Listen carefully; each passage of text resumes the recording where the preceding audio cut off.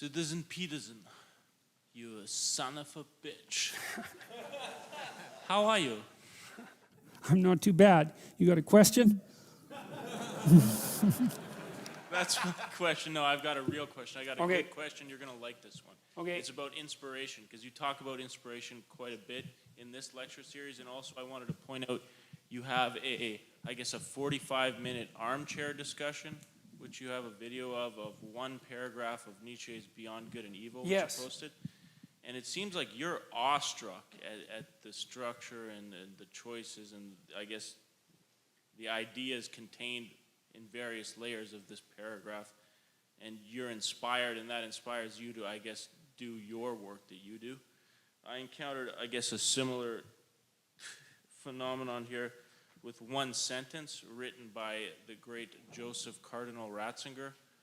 And, I mean, this one sentence answers the question, why do people search for God? And if you could read it out and then deconstruct it, it's one sentence.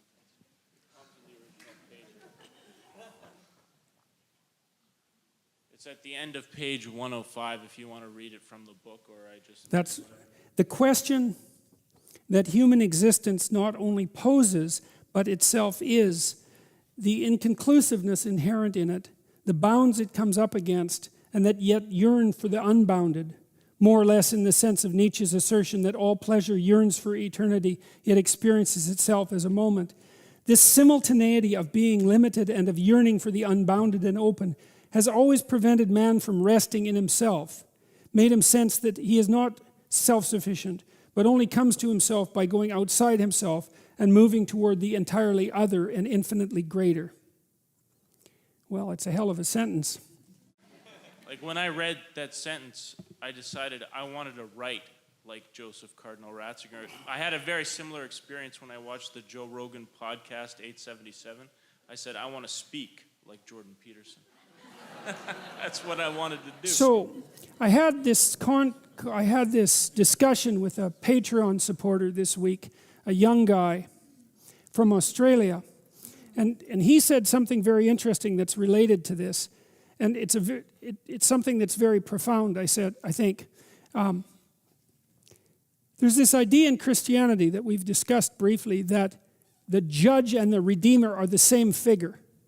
Now, you know, in the book of Revelation, you may know this or you may not, Christ comes back as a judge, and he has a sword coming. It's a revelatory vision, that book. It's a very strange.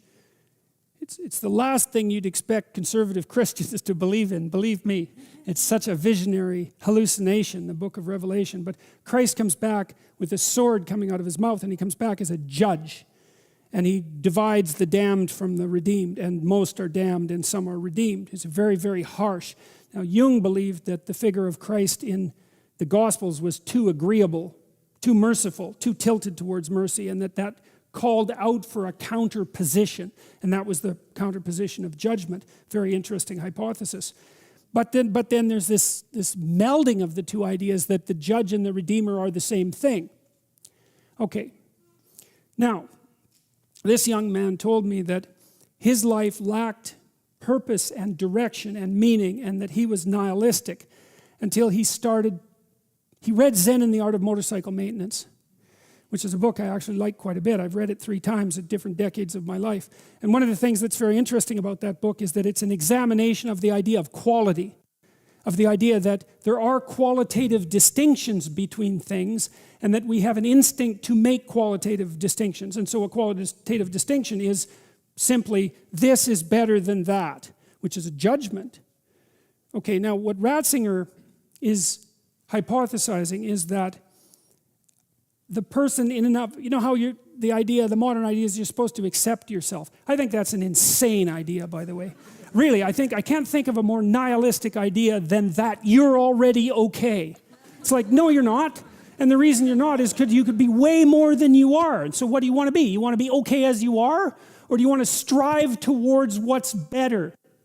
And this young man, this Australian, he said that the reason that Zen and the Art of Motorcycle Maintenance had such an impact on him was because he wasn't happy with his current mode of being, right? He didn't consider the manner in which he conducted himself sufficient. And the fact that the author of Zen, and it was Pirsig, laid out the notion that you could make qualitative distinctions, and there really was a difference between good things and bad things, or great things and evil things. It gives you direction.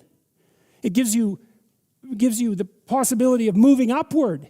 And Ratzinger is pointing out, at least to some degree, that human beings are insufficient in and of themselves and need the movement upward. And so they need to conceptualize something like the highest good, and then to strive for that. And the thing is that there isn't any difference between conceptualizing the good and being judged. Because if you're going to conceptualize the good and move towards it, what you have to do is separate from yourself all those things that aren't good and leave them behind. And that's why the Redeemer and the Judge are the same thing. And one of the things that's really appalling, I think, about our modern world is that we're rejecting the notion of qualitative distinctions. You say, well, we don't want to hurt anybody's feelings by saying that one thing is better than another. It's like, okay, fair enough. It's not fun to be cast off with the damned, that's for sure. But if people are, in fact, insufficient in their present condition, which seems to be the case, I mean, try finding someone who isn't, then if you deny the possibility of qualitative distinction because you want to promote a radical egalitarianism, then you remove the possibility of redemption because there's no movement towards the good. And it seems to me that it's a catastrophe to sacrifice the good for, well, it's a catastrophe to sacrifice the good for the equal. Because for us to be equal would mean, as far as I can tell, that we would all be equally unredeemed and miserable. And so